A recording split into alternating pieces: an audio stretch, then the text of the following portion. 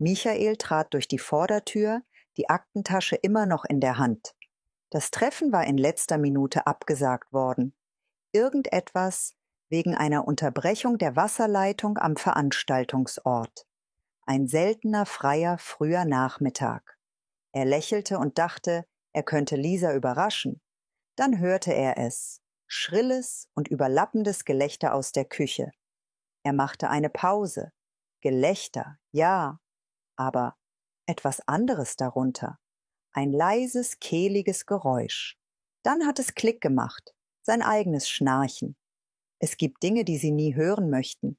Ihr Chef sagt, wir müssen reden. Ihr Arzt seufzt während der Untersuchung und Ihr Schnarchen als Partyunterhaltung. Er schlich den Flur entlang und spähte um die Ecke. Lisa und 3 ihrer Freundinnen saßen um ihr Telefon herum, das auf einer Schüssel Orangen auf dem Tresen stand. Auf dem Bildschirm war Michael zu sehen, wie er mit offenem Mund und tief im Schlaf auf der Couch lag. Das ist die Mitternachtsgüterzugphase. Warten Sie auf das sterbender Delfin-Finale, sagte Lisa grinsend. Die Frauen brachen in Gelächter aus. »Wie schläfst du daneben?« fragte eine von ihnen und wischte sich eine Träne aus dem Auge. »Ohrstöpsel und Groll«, antwortete Lisa. Jetzt lauteres Gelächter. Lisas Telefon spielte den Clip nicht nur ab, sondern zeichnete jeden spöttischen Gesichtsausdruck und jeden Witz auf. Michaels Magen drehte sich um. Er war nicht nur die Pointe, er war auch kurz davor, die Pointe im Internet zu sein. Er betrat die Küche nicht, habe kein Geräusch gemacht. Er drehte sich einfach um und ging den Flur entlang zurück in sein Büro. Die Tür schloss sich mit einem leisen Klicken. Er saß auf seinem Stuhl und starrte auf den leeren Monitor. Eine Erinnerung kam hoch. An einem weingetränkten Abend flüsterte Lisa harte Urteile über dieselben Frauen. Jessica war eine Drama-Queen. Tanja war immer nur dann glücklich, wenn es jemand anderem schlecht ging.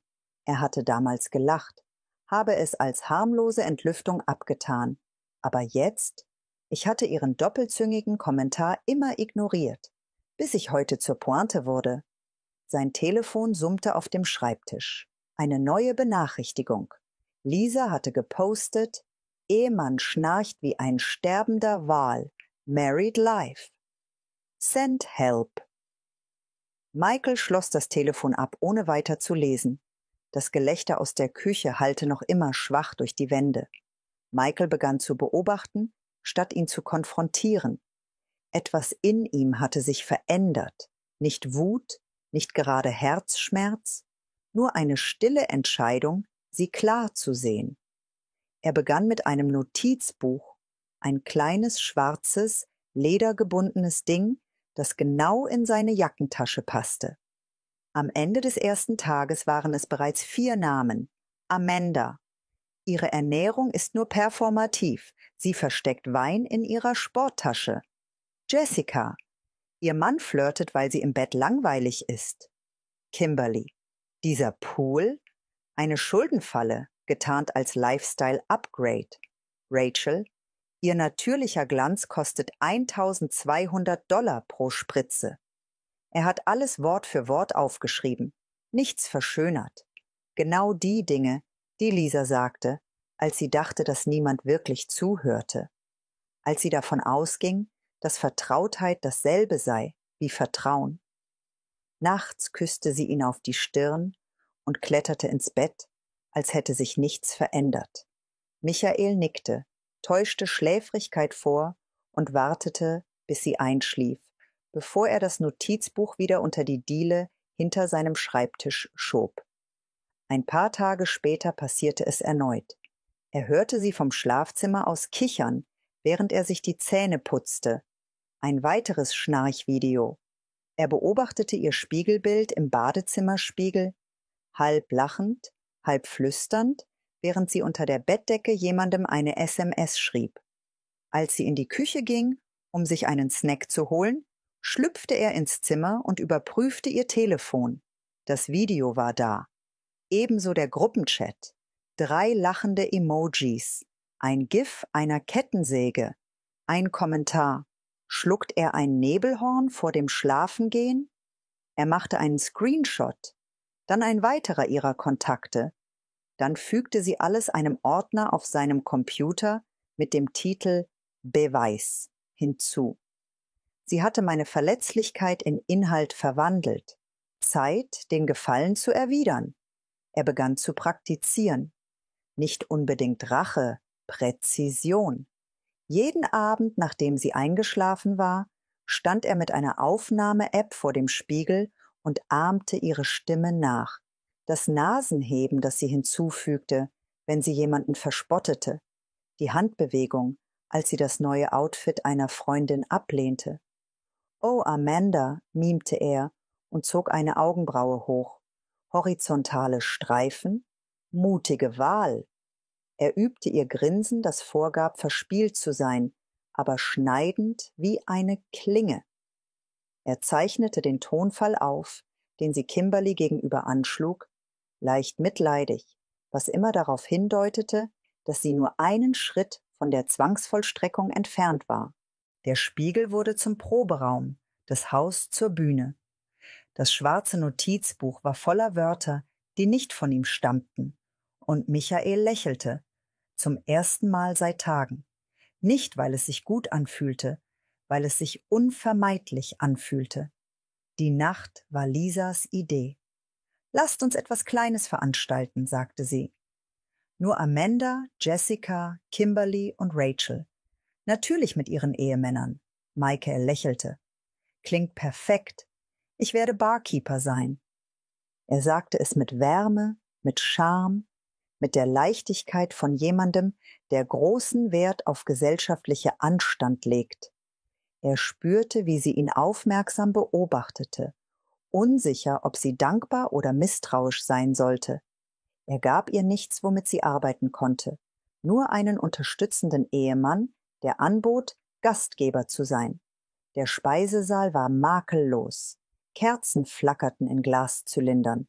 Aus den Lautsprechern ertönte eine sanfte Jazz-Playlist. Lisa sah stolz und elegant aus. Michael stand hinter dem Barwagen in der Ecke, das schwarze Notizbuch verstaut, seine Hände ruhig. Er war bereit. Amanda war die Erste, die ankam. Sie trug ein figurbetontes weißes Kleid, das etwas zu eng war, und ihr Lächeln war etwas zu aufgesetzt. Michael reichte ihr ein Glas Sauvignon Blanc und ließ seine Stimme in einen vertrauten, nasalen Ton übergehen. »Vorsicht, Süße«, sagte er mit funkelnden Augen. »Weiße Flecken sind auf größeren Flächen schwerer zu verbergen.« Amanda blinzelte. Ihr Lächeln geriet ins Wanken. Lisa schaute scharf hinüber. Der beginnende Blick wurde von ihrem Weinglas verdeckt. Als nächstes kam Jessica, Arm in Arm mit ihrem Mann. Smalltalk floss. Als Jessica zurücktrat, beugte sich Michael mit geübter Lässigkeit zu ihrem Mann. »Du bist mutiger als ich«, sagte er und schwenkte sein Getränk. »Ich würde meine Frau nach dem Vorfall mit der Kellnerin nie wieder in dieses Restaurant mitnehmen.« Das Gesicht des Mannes wurde bleich. »Welcher Vorfall?« Michael zuckte mit den Schultern. »Oh, tut mir leid. Vielleicht war es nicht für mich bestimmt, es zu hören.« Als nächstes stieß Kimberly mit ihrem Glas an. Michael hob seine. »Über unsere Verhältnisse zu leben«, er fing Lisas Blick auf und lächelte. »Ich meine, das Leben anzunehmen.« Das Lächeln, das Kimberly erwiderte, erreichte ihre Augen nicht ganz. Lisas Fuß traf unter dem Tisch hart auf sein Schienbein. Als der Nachtisch auf den Tisch kam, war die Luft schon dünner geworden. Die Gespräche verstummten, der Blick wanderte zur Seite. Unter jedem Lachen brummte Spannung. Dann legte Rachel ihre Gabel hin. »Hast du ihm von meinen Füllstoffen erzählt?« Lisa blinzelte. »Was?« »Nein, wovon redest du?« Michael beugte sich vor, die Lippen in gespielter Verwirrung geöffnet. »Sag mir was?« Rachel drehte sich zu ihr um. Sie sagten, es sei eine Spritze pro Monat, nur um konkurrenzfähig zu bleiben. Dachten Sie, ich würde es nicht herausfinden? Lisa sah sich um und dann wieder zu Michael. Was hast du ihnen gesagt? Ich habe nur ein Gespräch geführt, antwortete er leichthin. Weißt du, aufmerksam sein. Amanda stand auf. Ich denke, wir sollten gehen. Jessica folgte ihr. Kimberly sagte kein Wort. Die Party endete 20 Minuten später. Unbeholfene Umarmungen, enge Verabschiedungen, kalter Dank. Michael half schweigend beim Aufräumen des Geschirrs. Lisa sprach nicht. Ihr Telefon summte 2-mal, dann 3-mal. Sie hob es auf und starrte auf den Bildschirm. Dann drehte sie sich mit angespanntem Gesicht zu ihm um. »Du hast mich gedemütigt.« Er hob eine Augenbraue. »Habe ich etwas gesagt, das nicht wahr ist?« Ohne ein weiteres Wort stürmte sie den Flur entlang. Michel blieb in der Küche und spülte bei schwachem Licht Weingläser ab. Das Summen der Spülmaschine war das einzige Geräusch im Haus. Sein eigenes Telefon summte. Eine SMS von Jessica. »Ich hätte nie gedacht, dass du so über mich sprichst. Mach dir keine Sorgen. Ich werde nicht noch einmal den Fehler machen, dir zu vertrauen.« Eine andere von Rachel. »Nächstes Mal sei einfach ehrlich. Oder sprich vielleicht überhaupt nicht.« Eine dritte von Amanda. »Wow.« Er legte den Hörer auf, wischte sich die Hände an einem Handtuch ab und betrachtete sein Spiegelbild in der Mikrowellentür. Komisch, wie ein gelöschtes Video so viele Wahrheiten enthüllen kann. Lisa schlug die Schlafzimmertür so fest zu, dass die Bilderrahmen im Flur klapperten. Augenblicke später stürmte sie mit gerötetem und wildem Gesicht ins Wohnzimmer. »Du hast meine Freundschaften ruiniert!« Sie schrie. Ihre Augen waren voller wütender Tränen. »Sie werden nie wieder mit mir sprechen!« Michael zuckte nicht zusammen.